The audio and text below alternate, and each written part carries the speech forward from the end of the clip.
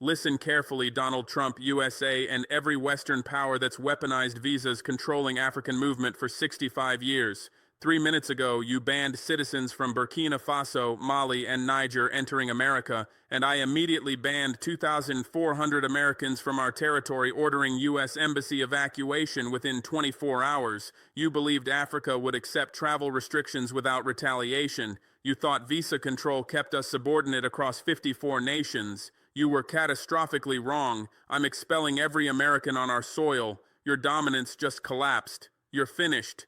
Let me tell you exactly what happened.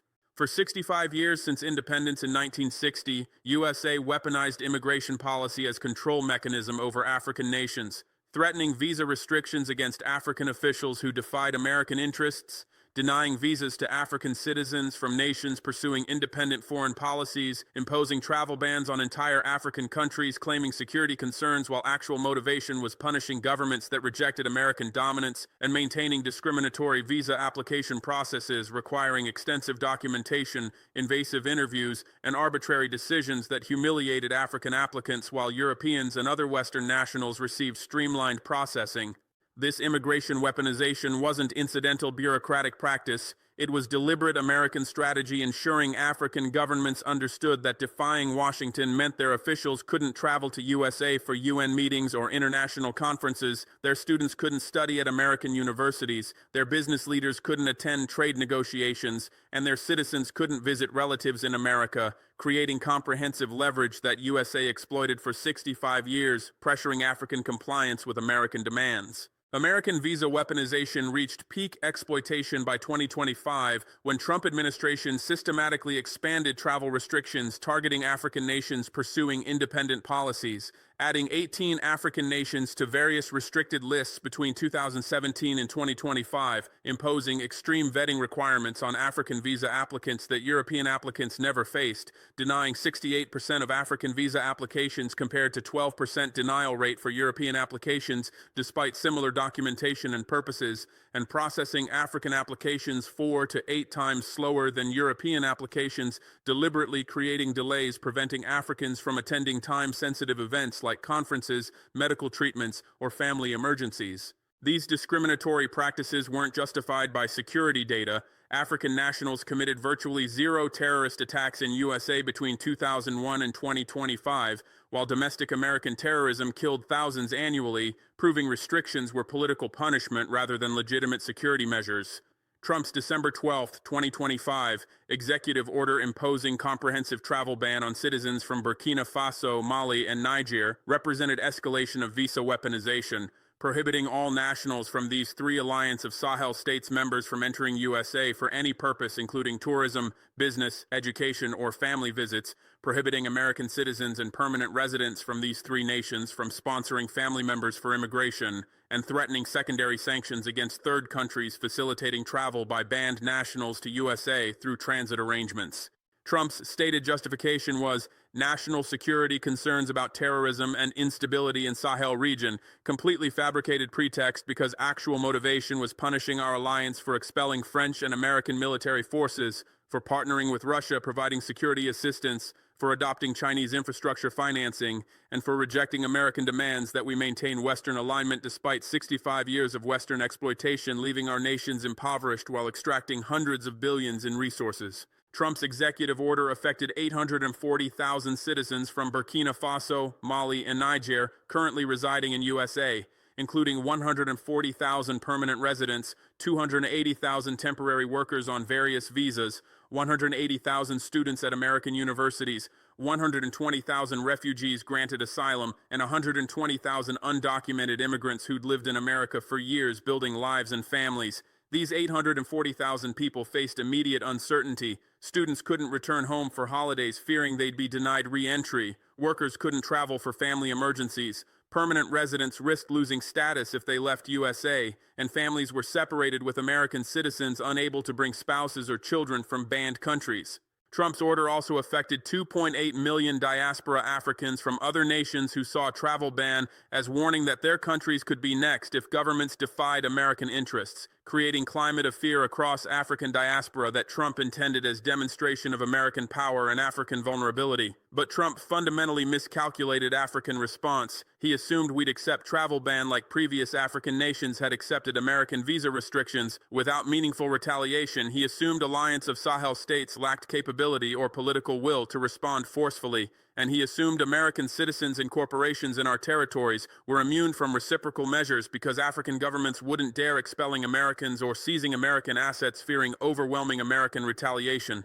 Trump was catastrophically wrong on all three assumptions. We'd spent 18 months since alliance formation in 2023 planning comprehensive responses to potential American aggression, including travel restrictions. We'd coordinated detailed retaliation measures ensuring unified alliance response rather than isolated national actions that America could defeat individually. And we'd secured Russian military guarantees and Chinese economic support, ensuring we could withstand American retaliation, making reciprocal measures strategically viable rather than suicidal. When Trump's executive order was published December 12, 2025 at 2 p.m. Washington time, I convened Emergency Alliance of Sahel State Security Council meeting within 90 minutes, attending via secure video conference were Mali President Assimi Goïta, Niger President Abdourahmane Chiani, plus foreign ministers and intelligence chiefs from all three nations. We reviewed pre-prepared retaliation plan that we'd developed anticipating exactly this scenario: comprehensive reciprocal ban on American citizens, immediate closure of American embassies and consulates, seizure of American government properties and assets, expulsion of American NGO personnel and private contractors, and restrictions on American corporations operating in our territories.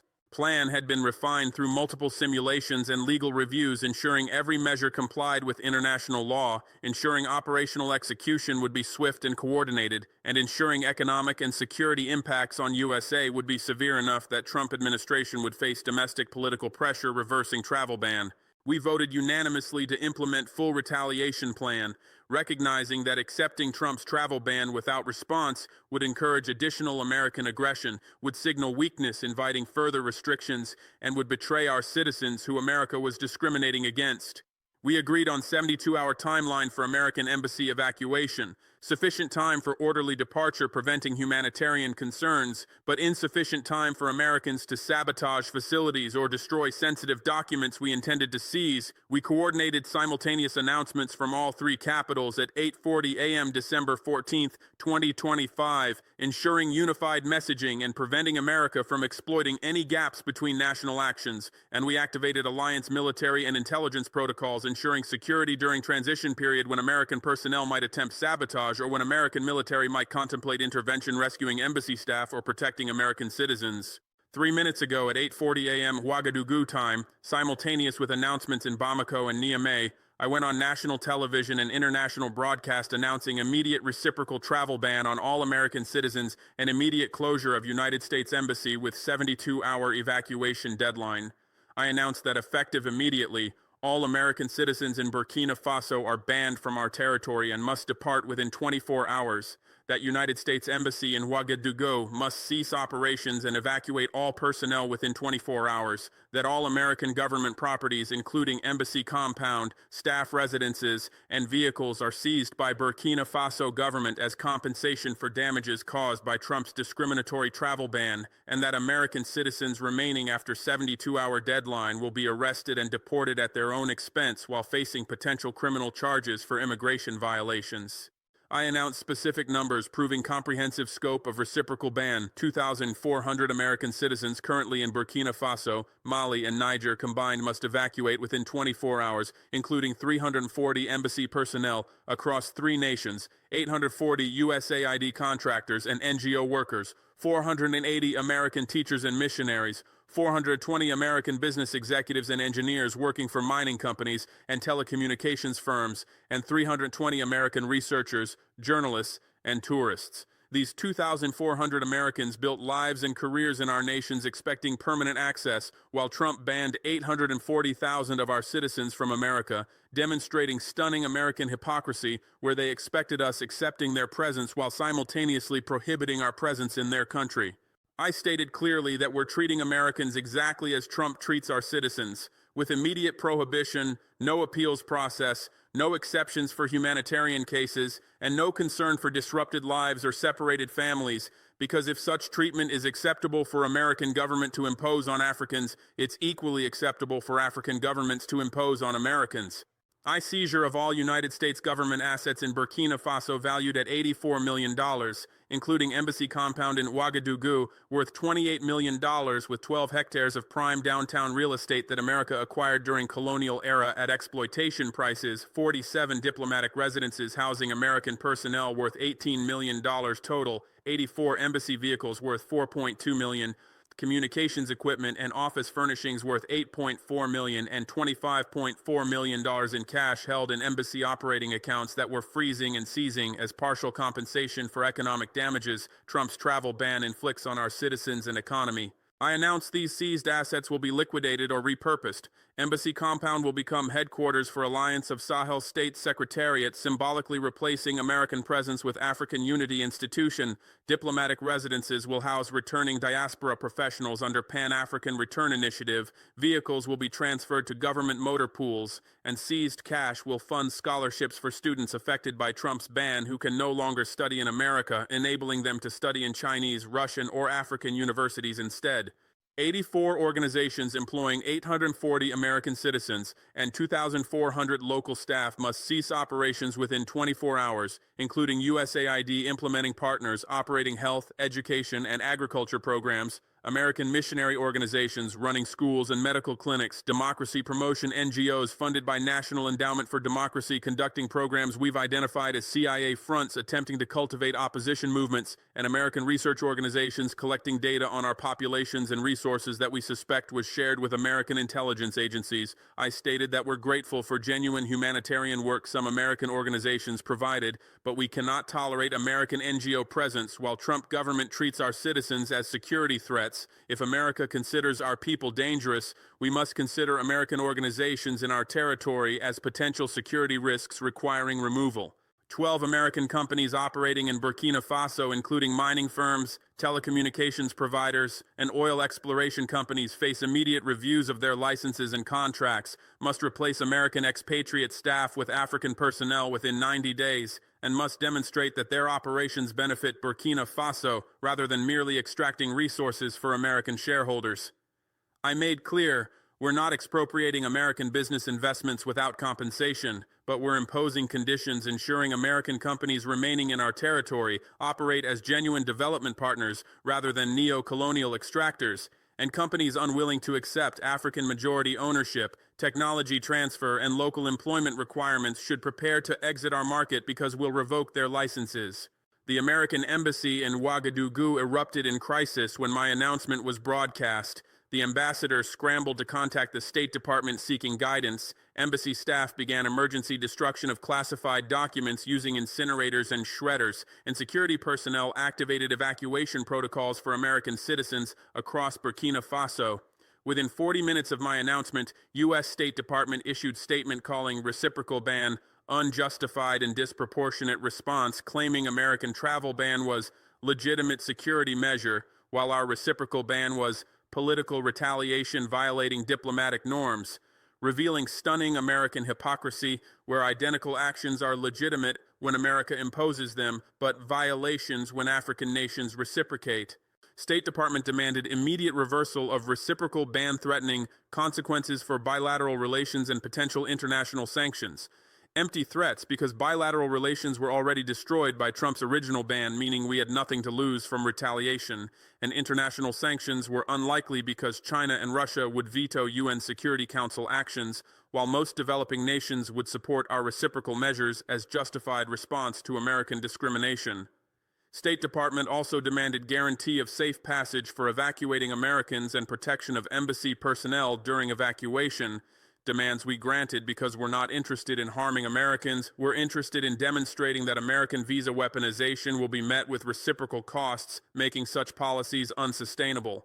Trump personally responded via Twitter at 11:20 a.m. Washington time, posting series of tweets attacking Alliance of Sahel states as dangerous regimes threatening American citizens, claiming our reciprocal ban proved we were security threats, justifying his original travel restrictions and threatening swift and severe consequences if any American citizens were harmed during evacuation. Trump's response perfectly demonstrated American mentality. When America bans hundreds of thousands of Africans, it's security measure. But when African nations ban thousands of Americans in exact reciprocal response, it's dangerous and threatening. Trump couldn't comprehend that African nations have sovereignty equal to American sovereignty, that we possess right to control entry to our territories just as America controls entry to theirs, and that discriminatory American treatment of Africans would be met with exactly equal treatment of Americans. American media erupted in panic coverage. CNN, Fox News, MSNBC, and other networks ran breaking news alerts about American hostages in Africa, interviewed experts claiming alliance governments might harm evacuating Americans,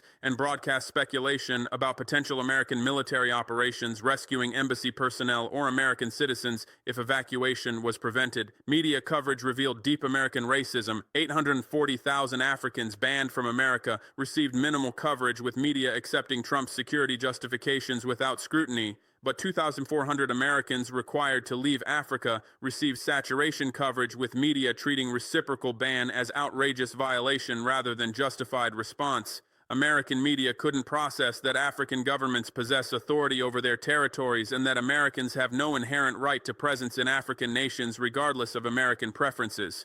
Congressional response was equally hypocritical. Republican senators praised Trump's original travel ban as strong leadership protecting American security, while condemning our reciprocal ban as hostage-taking and anti-American aggression. Democratic senators who privately opposed Trump's travel ban publicly condemned our reciprocal response to avoid appearing weak on national security, and only a handful of progressive representatives, including Ilhan Omar and Rashida Tlaib, acknowledged that our reciprocal ban was justified response to discriminatory American policy. Congress immediately began drafting sanctions legislation targeting alliance nations, proposing freezing our foreign assets, prohibiting American companies from operating in our territories, and restricting international aid. Sanctions that would hurt American corporations and workers more than African economies, because we'd already diversified away from American trade and investment toward Chinese and Russian alternatives. Pentagon held emergency meeting assessing military options, discussing potential operation evacuating Americans if our governments prevented departures, potential strikes against alliance military facilities if Americans were harmed, and potential deployment of forces to neighboring countries enabling rapid intervention. But Pentagon concluded military intervention was operationally impractical and politically catastrophic. Our Russian military partnerships meant American military action risked direct U.S.-Russia confrontation that could escalate to nuclear war over visa dispute. Our Chinese economic partnerships meant military intervention would damage U.S.-China relations at a time when both powers were competing for influence across the developing world, and American public opinion polling showed 68% opposed military intervention in Africa for any reason, meaning intervention would be politically toxic, especially during election year. Within 8 hours of my announcement, evacuation operations began.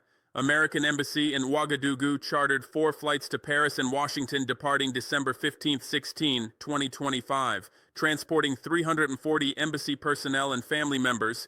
USAID contractors and NGO workers chartered additional 8 flights, transporting 840 Americans plus essential documents and personal belongings, and American corporations arranged evacuation of 420 American executives and engineers on company planes. We provided full cooperation with evacuation, guaranteeing safe passage to airports, expediting exit visa processing, and providing security escorts preventing any incidents that America could exploit, claiming we endangered their citizens. We wanted Americans gone quickly and peacefully, demonstrating we were serious about reciprocal ban while avoiding any humanitarian controversies that might generate international sympathy for American position. American business community panicked about implications for operations. 12 American companies in Burkina Faso faced losing American management. Mining operations worth $2.4 billion annually required American engineers operating specialized equipment. Telecommunications networks used American technology requiring American technical support, and oil exploration projects employed American geologists and drilling specialists whose departure would halt operations. I received calls from American corporate executives pleading for exemptions, offering to negotiate terms, promising to hire more African staff, and suggesting their companies weren't responsible for Trump's travel ban, so shouldn't be punished through forced evacuations. I told American executives they had 3 options: First option was relocating American staff out of Burkina Faso within 24 hours, complying with evacuation order, then negotiating new terms for potential return under conditions we'd specify, including African majority ownership, technology transfer, and majority African staffing. Second option was immediately replacing American staff with African personnel we'd help recruit, including returning diaspora engineers and managers. Or third option was Russian and Chinese companies acquiring their operations and investments at valuations we'd determine through arbitration.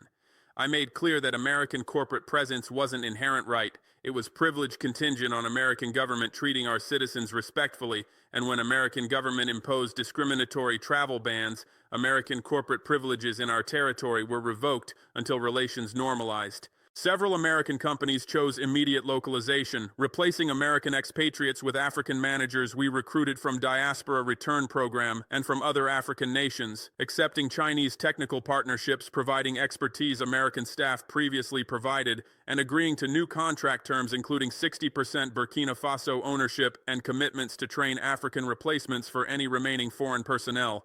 These companies recognized that African market opportunities exceeded costs of localization, that Chinese partnerships offered viable alternatives to American technical dependence, and that maintaining operations under our conditions was preferable to losing investments entirely. Other American companies chose to exit, selling operations to Chinese and Russian competitors at distressed prices because 72-hour timeline prevented negotiating optimal terms, writing off investments they couldn't sell on acceptable timeline, and accepting losses rather than operating under African majority ownership and technology transfer requirements they considered unacceptable.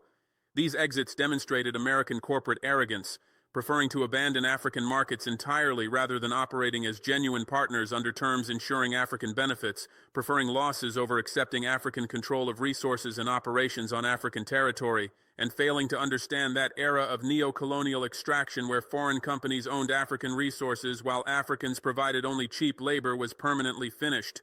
Mali and Niger simultaneously implemented identical measures, expelling 840 American citizens each, closing American embassies in Bamako and Niamey, seizing American government assets totaling $92 million in Mali and $78 million in Niger, revoking licenses for American NGOs and imposing restrictions on American corporations. Combined across 3 alliance nations, reciprocal ban expelled 2,520 American citizens, closed 3 American embassies, seized $254 million in American government assets, and disrupted $4.8 billion in American corporate operations.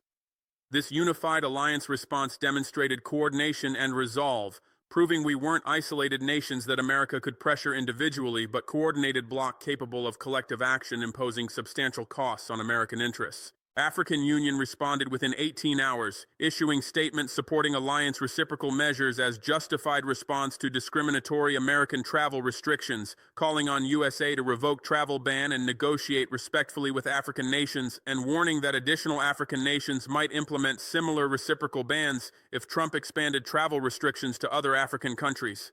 AU statement was diplomatically significant, providing international legitimacy to our actions, warning America that visa weaponization would face continent-wide resistance, and demonstrating African continental solidarity that Trump hadn't anticipated. AU also offered mediation services facilitating negotiations, but made clear that mediation would require American willingness to revoke discriminatory travel ban as precondition for alliance reversing reciprocal measures. China issued statement expressing understanding for alliance nations' responses to unjustified American discrimination and offering to provide any assistance alliance members needed managing American evacuation, replacing American technical expertise, or addressing economic disruptions from American corporate exits. Chinese statement included specific offers. Chinese companies would acquire American mining and telecommunications operations at fair prices, ensuring no operational disruptions. Chinese technical experts would deploy immediately, replacing American personnel, ensuring continuity, and Chinese diplomatic support would protect alliance nations from American retaliation through UN Security Council veto and bilateral partnerships offsetting any American sanctions. Chinese support was critical, ensuring our reciprocal measures were sustainable rather than symbolic gestures we'd have to reverse under American pressure. Russia issued even stronger statement declaring alliance reciprocal ban appropriate response to American imperialism and warning that American military intervention would be treated as attack on Russian security interests given our partnership agreements with alliance nations. Russian Foreign Minister Sergei Lavrov stated explicitly that Russian military advisors and equipment deployed in alliance territories are there at sovereign government's invitation, and any American military action against alliance nations would encounter Russian defensive responses protecting our partners and our personnel. This Russian security guarantee was essential. Removing American military intervention option by making clear such action would trigger U.S.-Russia confrontation that American leadership wouldn't risk over visa dispute. Developing nations globally watched our reciprocal ban with intense interest, seeing alliance response as model for how to respond to American bullying, seeing unified alliance action as proof that coordinated developing nation resistance could impose meaningful costs on American unilateralism, and considering whether to implement their own reciprocal measures against American policies they opposed. Within 24 hours, Venezuela announced considering reciprocal travel ban on American citizens in response to American sanctions. Iran threatened expelling American citizens if Trump expanded Muslim ban, and Cuba indicated interest in alliance approach to managing American pressure. Our reciprocal ban was demonstrating that American power wasn't unlimited, that American actions would face consequences, and that developing world could successfully resist American dominance through coordinated action. European response was mixed. France condemned alliance reciprocal ban as disproportionate, while hypocritically maintaining French travel restrictions on multiple African nations. Britain expressed concern about escalating tensions, while offering no criticism of Trump's original discriminatory ban, and Germany called for dialogue and de-escalation, while acknowledging that American travel restrictions were unhelpful. European statements revealed their subordination to American leadership, unwilling to criticize Trump despite recognizing his travel ban was discriminatory, unwilling to support African reciprocal measures despite acknowledging they were justified responses, and unable to act independently because European foreign policy followed American direction even when American actions harmed European interests by destabilizing African partnerships. By December 17, 2025 at 8:40 a.m., exactly 24 hours after my announcement, all 2,520 American citizens had evacuated alliance territories. All 3 American embassies had closed with staff departed and compounds secured by alliance military forces, and all American NGOs had ceased operations with facilities turned over to African organizations or governments. Evacuation was completed without incidents. No American citizens were harmed, no American property beyond officially seized government assets was damaged, and no American personnel were detained beyond brief processing at exit points ensuring compliance with evacuation orders. We demonstrated that our reciprocal ban was serious policy measure rather than symbolic protest, that we possessed operational capacity to enforce expulsion orders professionally, and that we were responsible actors protecting departing Americans' safety despite justified anger at Trump's discrimination. Trump faced immediate domestic political backlash from evacuation. American corporations losing $4.8 billion in African operations complained loudly about Trump's reckless policy creating business losses. American missionaries and NGOs with decades of African work criticized Trump for destroying relationships. American universities losing 180,000 African students from banned countries plus thousands more from other African nations choosing alternative destinations faced revenue losses exceeding $4.2 billion annually, and American families separated by travel ban generated sympathetic media coverage highlighting humanitarian costs of Trump's discrimination. Congressional Republicans who initially supported travel ban began distancing themselves, facing constituent complaints. Democratic candidates in 2024 presidential campaign attacked Trump's incompetent foreign policy that made America less safe and less respected, and foreign policy establishment condemned Trump's thoughtless action, triggering African backlash that strengthened Chinese and Russian influence. Trump attempted doubling down. Tweets claiming weak nations expelled Americans because they feared strong American leadership, claiming our reciprocal bans proved we were threats justifying original restrictions and threatening additional sanctions. But Trump's rhetoric rang hollow because actions had consequences. Americans were expelled from 3 African nations. American corporations lost billions in operations. American diplomatic presence was eliminated from strategically important Sahel region, and American influence was replaced by Chinese and Russian partnerships that Trump's actions had accelerated. Trump discovered that African nations weren't subordinate actors accepting American dictates without response. We were sovereign nations capable of defending our dignity through reciprocal measures that imposed real costs on American interests.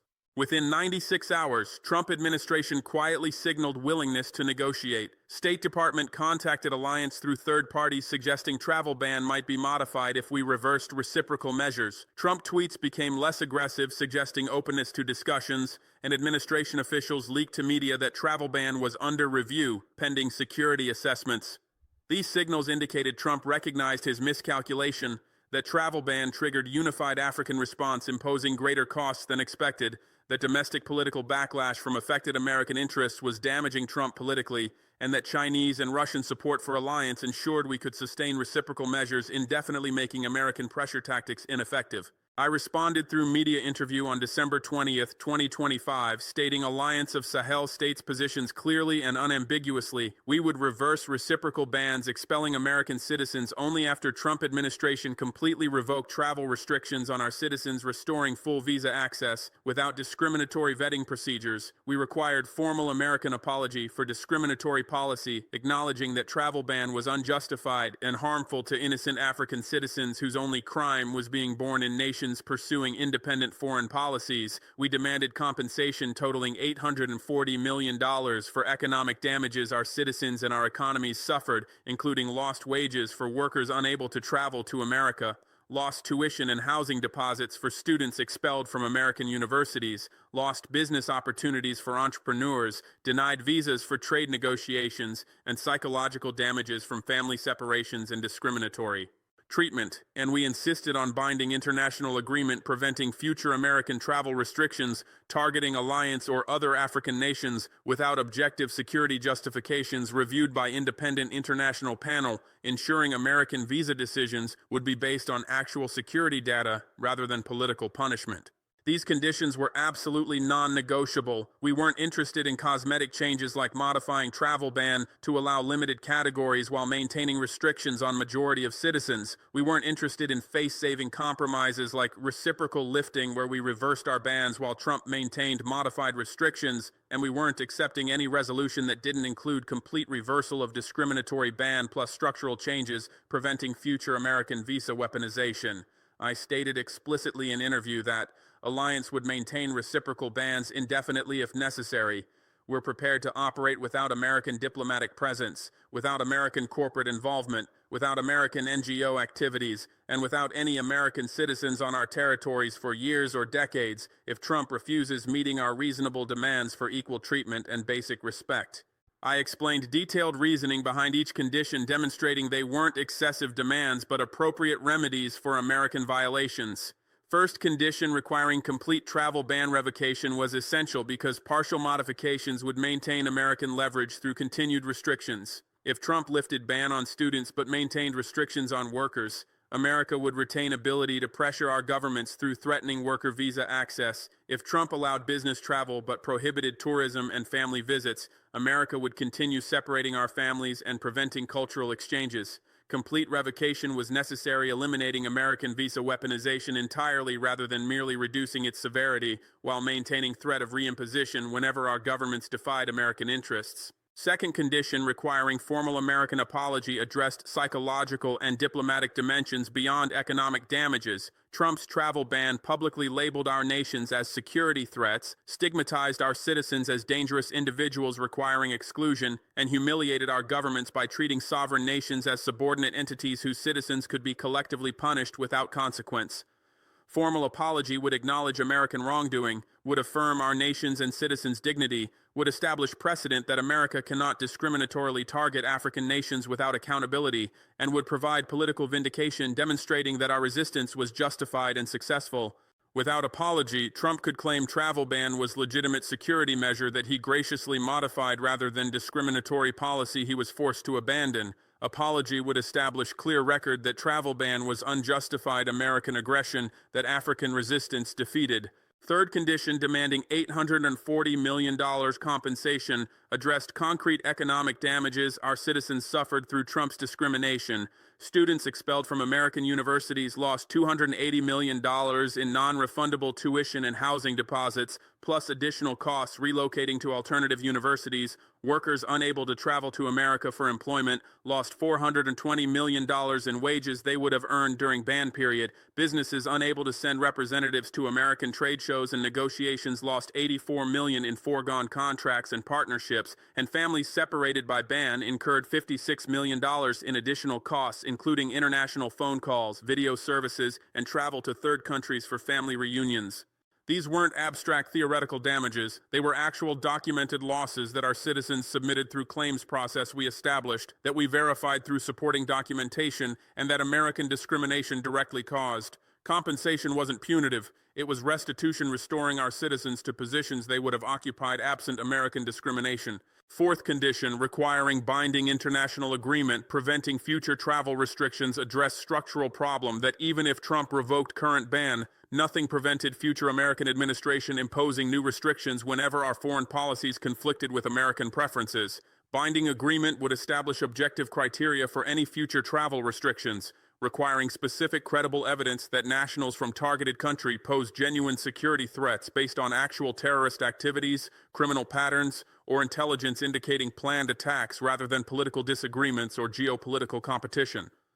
Agreement would include independent international panel reviewing American security justifications before restrictions could be imposed, ensuring American claims were factually accurate and proportionate rather than politically motivated pretexts. Agreement would specify automatic consequences if America violated terms, including immediate authorization for affected African nations to implement reciprocal measures, international arbitration determining damages, and suspension of American voting rights in international organizations until compliance was restored. Trump initially rejected all four conditions with characteristic bluster and arrogance, tweeting on December 21, 2025, that our demands were outrageous demands from insignificant countries that provide nothing to America, claiming America doesn't apologize to anyone, especially not to third world dictatorships, insisting he'd maintain travel ban indefinitely because American security is non-negotiable, and threatening that countries expelling Americans will face severe consequences when they realize they need America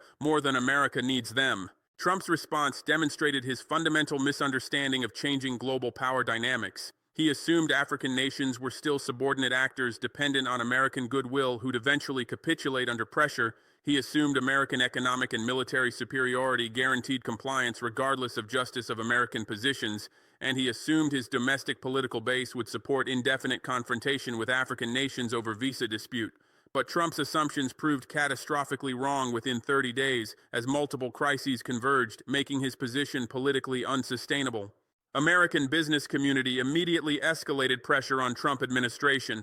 12 American mining companies expelled from alliance territories representing $4.8 billion annual operations, organized coordinated lobbying campaign demanding Trump reverse travel ban to enable their return, American telecommunications companies losing $840 million annual revenues from suspended alliance contracts, threatened moving operations and investments to Chinese competitors. If political situation wasn't resolved, American agricultural exporters facing $420 million losses from alliance retaliatory tariffs on American farm products demanded Trump prioritize their commercial interests over symbolic immigration restrictions, and U.S. Chamber of Commerce, representing entire American business community, issued unprecedented public statement criticizing Trump's reckless policy, creating unnecessary business losses, and demanding immediate negotiations with alliance governments. American universities faced even more severe crisis than businesses. 180,000 African students from Burkina Faso, Mali, and Niger enrolled in American universities representing $4.2 billion annual tuition revenue were expelled or voluntarily withdrew following travel ban, but crisis extended far beyond banned countries because additional 420,000 African students from other nations chose alternative destinations rather than risk attending American universities in country implementing discriminatory bans that could expand to their nations. Total 600,000 African student enrollment decline represented $14.4 billion annual revenue loss, devastating American higher education, especially mid-tier universities, depending heavily on international student tuition, forcing immediate budget cuts, faculty layoffs, program eliminations, and in several cases, institutional closures or mergers. University presidents, particularly from Midwestern and Southern institutions most affected by enrollment collapse, formed coalition lobbying Trump demanding travel ban reversal, met with congressional delegations requesting legislation overriding Trump's executive order, and publicly criticized Trump's policy as economically destructive and morally indefensible. American diplomatic isolation in Africa became complete and embarrassing. Ambassadors from 48 African nations refused meetings with American counterparts protesting Trump's discrimination against alliance members, African Union. Zhao Huai recalled its ambassador from Washington and suspended all official cooperation with American government, including security partnerships and trade negotiations. An African nations coordinated boycott of American-organized international conferences and initiatives, leaving USA unable to advance diplomatic agenda across entire continent of 1.4 billion people, representing 18% of global population and 54 UN votes. This diplomatic freeze was unprecedented. Even during Cold War, when many African nations aligned with Soviet Union, they maintained diplomatic relations with USA and participated in American initiatives, but Trump's travel ban triggered complete African diplomatic boycott, demonstrating that visa weaponization crossed red line that African nations wouldn't tolerate even from superpower. Trump's approval rating among African Americans collapsed to historic lows, dropping from already poor 8% before travel ban to catastrophic 2% after ban, with 94% of African Americans describing ban as racist policy and 87% agreeing that Trump's treatment of African nations proves he's racist toward all black people regardless of nationality.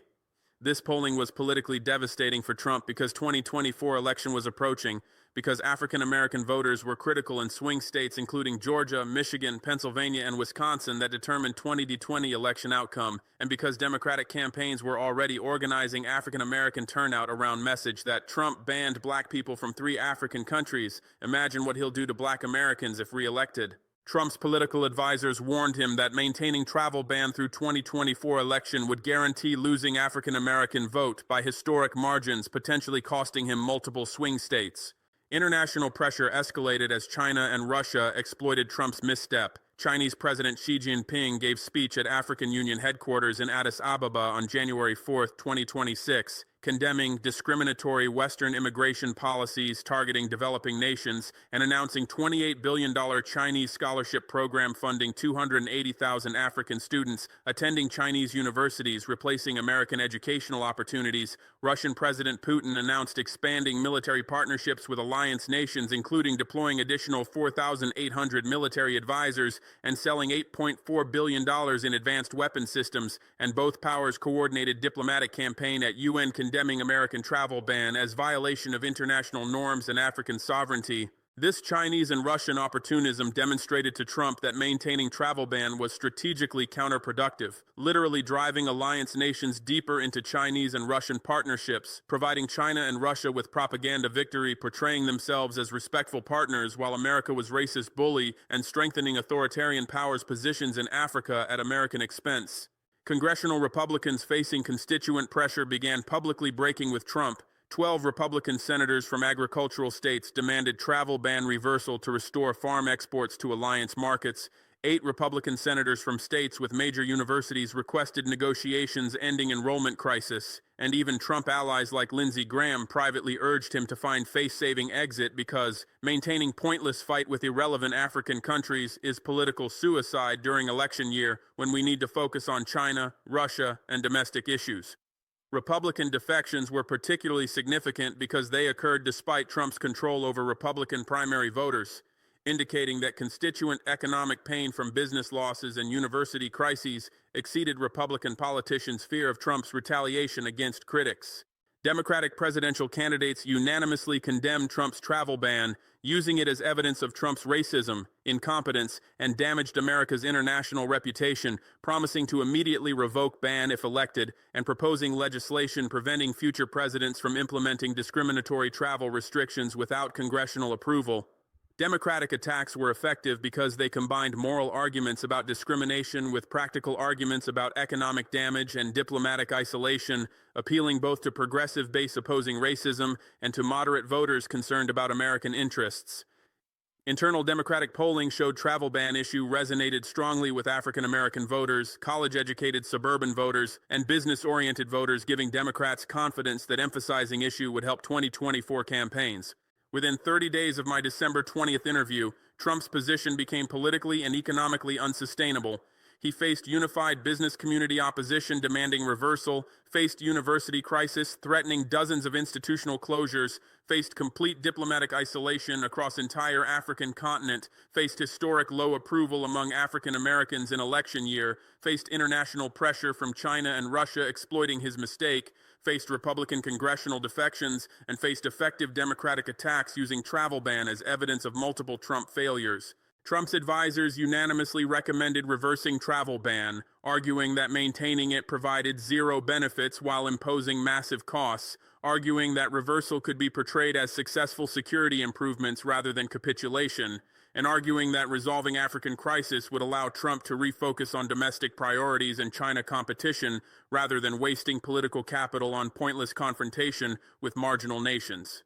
On January 18, 2026, Trump signed executive order revoking travel ban on Burkina Faso, Mali, and Niger, announced through carefully worded White House statement claiming security improvements and enhanced cooperation with affected nations allow restrictions to be safely lifted, but everyone understood it was complete capitulation forced by our reciprocal measures' devastating effectiveness. Trump's order included no apology acknowledging discrimination, no compensation for damages our citizens suffered, and no structural reforms preventing future restrictions, representing partial satisfaction of our four conditions where we achieved primary objective of complete ban revocation but didn't achieve secondary objectives of apology, compensation, and structural reforms. Trump's statement emphasized successful security enhancements narrative, attempting to save face by claiming he was reversing ban from position of strength rather than admitting defeat. But nobody was fooled because timeline made clear that Trump reversed policy only after reciprocal measures created unsustainable political and economic costs. American media coverage largely portrayed Trump's reversal as defeat despite administration's face-saving spin. CNN headline read, "Trump backs down on Africa travel ban after economic backlash." Washington Post analysis stated, "African nations force Trump retreat through coordinated retaliation," and even Fox News noted, "Trump reverses Africa ban amid business pressure." Media coverage was important because it established public narrative that African nations had successfully resisted American superpower through coordinated action, encouraging other developing nations to consider similar resistance strategies when facing American pressure, and demonstrating that American unilateral power had limits when targeted nations possessed political will to retaliate, and alternative partnerships offsetting American economic leverage. We didn't immediately reverse reciprocal bans following Trump's January 18th order, maintaining American citizen prohibitions, keeping embassies closed, and continuing asset seizures for additional 30 days while negotiating detailed bilateral agreements, ensuring conditions under which we'd restore American presence in our territories. This negotiating period was strategically important, demonstrating that Trump's executive order wasn't sufficient resolution, proving that we possessed leverage to extract additional concessions beyond simple ban reversal, and establishing precedent that American actions would face consequences requiring American efforts at remediation, rather than African nations simply accepting American policy changes without demanding accountability. Negotiations between January 18th and February 20th, 2026 occurred through Swiss mediation given absence of direct diplomatic relations. Swiss ambassador in Ouagadougou and Swiss ambassador in Washington served as intermediaries, conveying proposals and counter-proposals, facilitating video conferences between alliance foreign ministers and American State Department officials, and helping draft agreed texts, resolving remaining disputes. Negotiations addressed three categories of issues: conditions for lifting reciprocal bans, arrangements for resumed American presence, and mechanisms preventing future conflicts. First negotiation category addressed conditions for lifting reciprocal bans, including timeline for American citizen return, arrangements for embassy reopening, and disposition of seized assets. We demanded that American embassy staff levels be reduced from 340 personnel across 3 alliance nations pre-ban to maximum 180 personnel, arguing that pre-ban numbers included excessive intelligence officers conducting operations against our governments, and that reduced staffing would focus embassy on legitimate diplomatic functions. America initially resisted, claiming reduced staff couldn't perform necessary functions, but eventually accepted 200 personnel as compromise, representing 41% reduction, demonstrating that our security concerns were partially accommodated. We demanded that seized embassy properties worth $254 million be retained as partial compensation for damages Trump's ban caused, arguing that since Trump refused paying $840 million compensation, we demanded keeping seized properties valued at 30% of our damages claim was reasonable alternative. America rejected property retention, claiming diplomatic immunity protected embassy properties from seizure, but we countered that immunity didn't apply to properties seized as retaliation for American violations of international norms, ultimately reaching compromise where we'd return embassy compounds but retain diplomatic residences, vehicles, and seized cash totaling $84 million as symbolic compensation. Second negotiation category addressed arrangements for resumed American presence, including restrictions on activities, transparency requirements, and accountability mechanisms. We demanded prohibition on intelligence collection activities beyond normal diplomatic reporting, arguing that American embassies in our territories had been CIA stations conducting operations, recruiting African officials as intelligence assets, monitoring our government communications, and coordinating with opposition groups attempting regime change. America claimed intelligence collection was standard diplomatic practice that all nations conducted, but we insisted that resumed American presence would be conditional on commitments to limit intelligence activities to publicly available information and normal diplomatic reporting without covert operations. We reached compromise where America provided written assurances that embassy personnel would respect host nation sovereignty and wouldn't conduct activities inconsistent with diplomatic status, language that didn't explicitly prohibit intelligence collection, but created documentary record we could reference if we discovered prohibited activities justifying future expulsions. We demanded that American NGOs operating in our territories register with our governments, disclose funding sources and activities, submit to regular audits, and operate with African staff in all senior positions, arguing that many American NGOs were CIA fronts conducting operations under humanitarian cover, and that transparency requirements would enable us distinguishing legitimate development organizations from intelligence operations. America resisted claiming restrictions violated NGO independence and free operation principles, but we insisted that resumed NGO presence would require transparency given documented history of American intelligence using NGO cover, ultimately agreeing that NGOs would register, disclose major funding sources, and submit annual reports while retaining operational independence for legitimate activities. We demanded that American corporations operating in our territories commit to majority African ownership within 5 years, technology transfer enabling African personnel operating systems independently, and priority employment for African workers, arguing that resumed corporate presence should contribute to African development rather than merely extracting resources. America claimed these requirements violated investment protections under bilateral investment treaties, but we countered that treaties were negotiated by previous governments under American pressure and that we'd renegotiate terms or terminate treaties if they prevented requiring fair corporate practices. America eventually accepted requirements as conditions for resumed operations, recognizing that alternative was permanent expulsion and Chinese companies acquiring all American investments. Third negotiation category addressed mechanisms preventing future conflicts, including dispute resolution procedures, consultation requirements before imposing travel restrictions, and consequences for violations. We demanded binding consultation requirement where America would notify us before imposing any travel restrictions affecting our citizens and would consider our concerns and provide factual justifications before implementing restrictions, arguing that Trump's travel ban was imposed without warning or consultation, demonstrating contempt for our sovereignty that made future cooperation impossible without procedural protections. America initially rejected claiming visa decisions were sovereign matters not subject to foreign consultation, but eventually accepted modified requirement where America would provide advance notification and opportunity for consultations, without committing that consultations would necessarily prevent restrictions if America determined security required them. We demanded automatic consequences if America violated agreements, including immediate authorization for us to implement reciprocal measures without requiring additional justifications or consultations, arguing that Trump might test our resolve through future restrictions and that pre-authorized retaliation would deter violations better than requiring us to negotiate responses case by case. America rejected automatic authorization, claiming it would give us blank check for disproportionate responses, but we insisted that reciprocity was inherently proportionate because we'd only respond to American actions with equivalent measures, eventually agreeing to language stating that violations would justify reciprocal measures proportionate to the violation, providing us authority to retaliate while preserving American ability to challenge disproportionate responses through arbitration.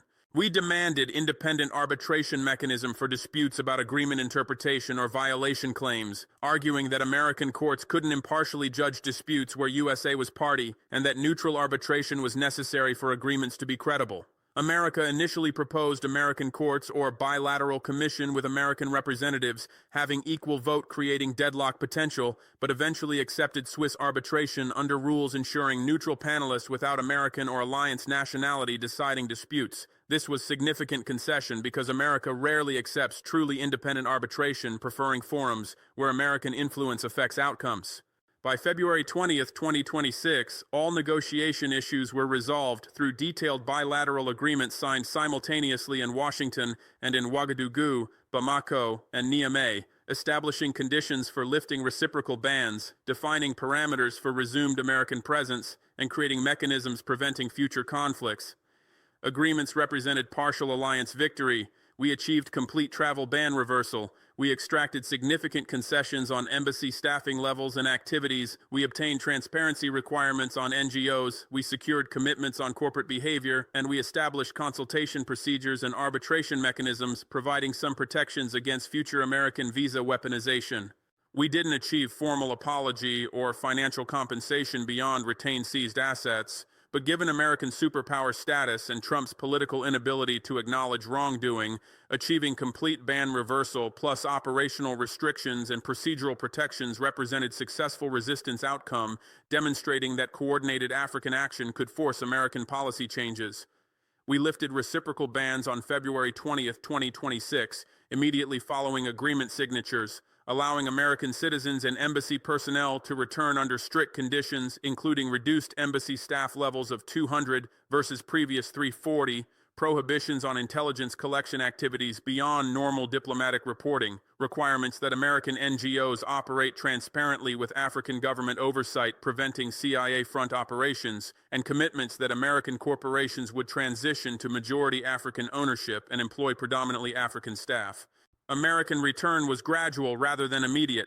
Embassies reopened with skeleton staffs of 40 personnel in March 2026. Full authorized staffing of 200 wasn't reached until June 2026. American NGOs underwent registration and vetting processes before resuming operations, taking 3 to 6 months, and American corporate operations restarted only after negotiating new contracts meeting our African ownership and employment requirements. Resumed American presence occurred under transformed power relationship. Americans understood that presence in our territories was privilege contingent on respectful behavior rather than right. They could exercise regardless of American government's treatment of our citizens. Americans operated under restrictions and oversight that didn't exist before confrontation, and Americans recognized that future violations would trigger immediate retaliation because we'd demonstrated capability and willingness to expel them, and we'd negotiated advance authorization for reciprocal measures. This transformed relationship represented a fundamental shift from neo-colonial pattern where African nations accepted American presence without conditions to sovereign pattern where African nations controlled terms of American access based on mutual respect and reciprocity. Trump's travel ban defeat sends 3 irreversible messages transforming African-American relations and global power dynamics. First message to USA and Western powers that weaponized immigration policy controlling African nations for 65 years. Your visa domination just collapsed and you cannot restore it. For 6 decades, you threatened visa restrictions against African officials who defied your interests, denied visas to African citizens from nations pursuing independent policies, imposed discriminatory application processes humiliating African applicants, and maintained travel bans punishing entire nations for government policies you opposed. This immigration weaponization extracted enormous compliance. African governments modified policies to avoid American visa restrictions. African officials censored themselves fearing personal travel bans, and African citizens accepted subordinate status because individual visa applications could be arbitrarily denied. That system died when Trump banned our citizens and we immediately expelled 2,520 Americans, closed 3 embassies, seized $254 million in assets, and disrupted $4.8 billion in corporate operations, demonstrating that American visa weaponization would be met with devastating reciprocal costs, making such policies politically unsustainable. Second message to African nations watching Alliance response: coordinated retaliation works and you should replicate this model. For 65 years, African nations individually accepted American visa restrictions without meaningful response, believing retaliation was impossible because America was too powerful, because individual African nations lacked leverage, and because American retaliation would be overwhelming. Alliance of Sahel states proved all three beliefs were false. We retaliated effectively through coordinated action, multiplying individual nations' impacts. We possessed leverage through American citizens and corporate presence in our territories, plus Chinese and Russian partnerships providing alternatives offsetting American pressure, and American retaliation proved impotent because domestic political backlash, international isolation, and Russian security guarantees prevented America from imposing costs sufficient forcing our capitulation. Our success demonstrates model for African resistance to American bullying, coordinate responses across multiple nations, leverage American vulnerabilities including citizens and corporate interests in your territories, secure alternative partnerships with China and Russia providing economic and security support, and maintain unified position refusing to negotiate until America completely reverses objectionable policies.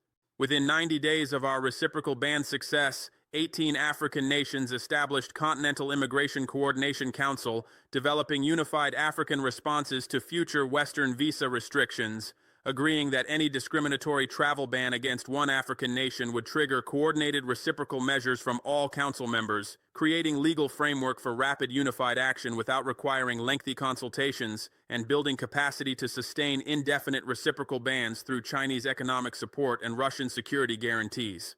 This continental coordination institutionalizes resistance to American and Western immigration weaponization, ensuring future attempts at visa restrictions will face immediate unified African response imposing costs so severe that Western governments will abandon immigration weaponization as failed strategy. Third message to developing nations globally: American unilateral power is finished and coordinated, developing world resistance is viable strategy. For 65 years since World War II, America dominated international system through military superiority, economic centrality, and diplomatic influence, enabling unilateral actions like travel bans, sanctions, military interventions, and trade restrictions that other nations accepted without meaningful resistance. Alliance reciprocal ban demonstrates American unilateral power has collapsed. We successfully resisted American travel ban through coordinated action. We imposed sufficient costs that Trump was forced reversing policy. And we achieved this despite America being exponentially more powerful economically and militarily than our three nations combined. Our success proves that developing nations can successfully resist American dominance through strategies including coordinated action, multiplying individual nations' leverage, alternative partnerships with China and Russia providing economic and security support offsetting American pressure, and political will to sustain resistance despite American threats, because capitulation perpetuates subordination while resistance creates possibility of escaping American control.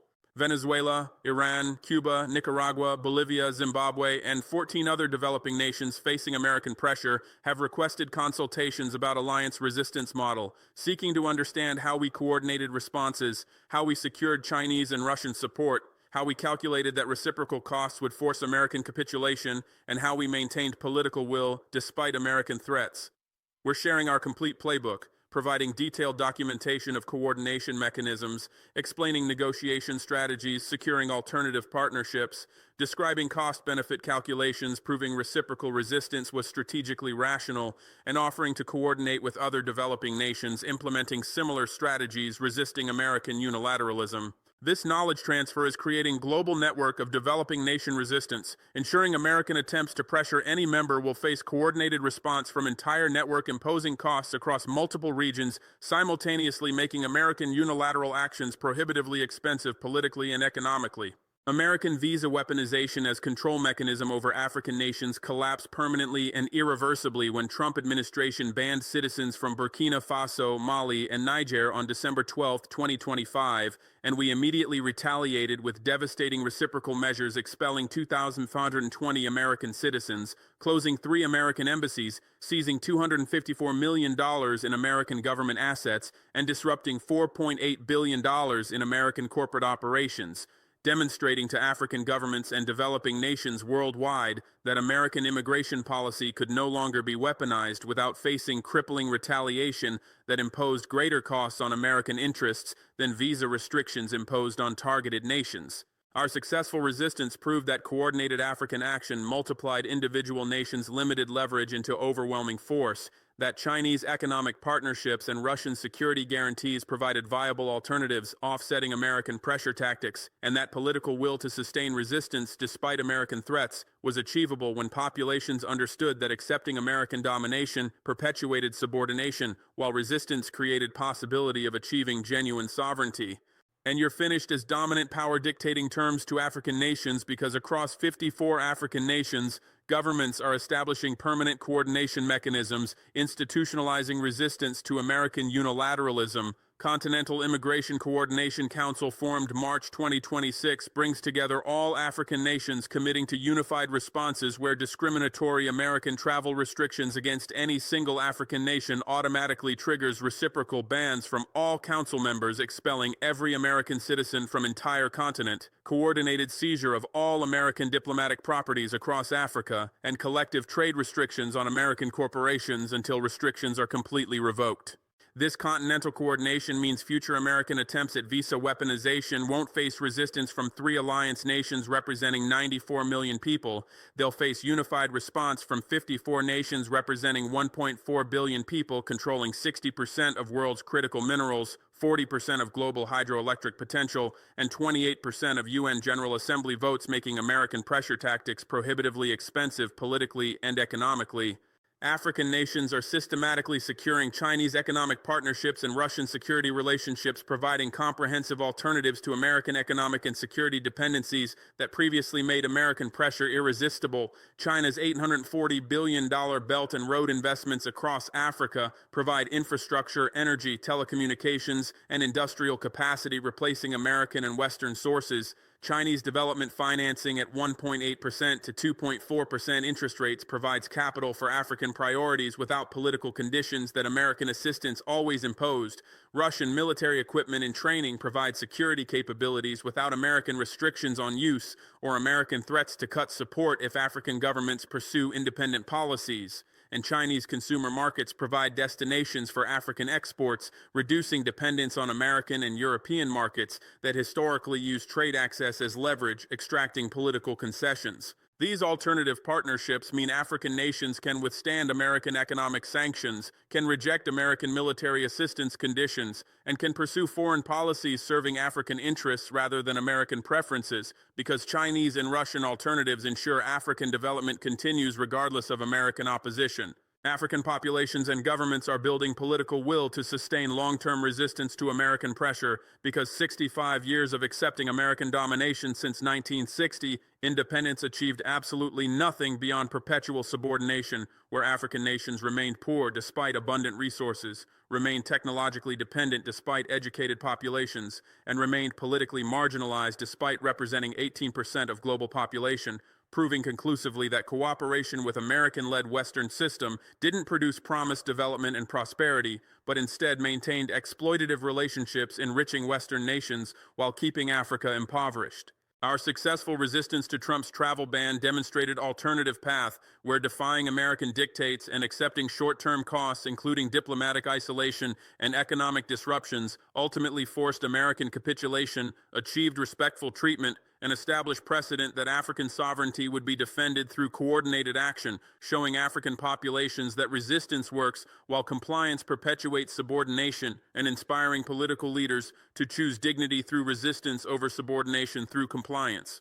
You're finished as hegemon dictating terms because African nations and developing world globally now understand that your power depends on our acceptance, that coordinated resistance imposing reciprocal costs makes your pressure tactics unsustainable, and that alternative partnerships provide everything we need for development without accepting your domination, making resistance both viable and necessary for achieving genuine independence after 65 years of neo-colonial control disguised as partnership.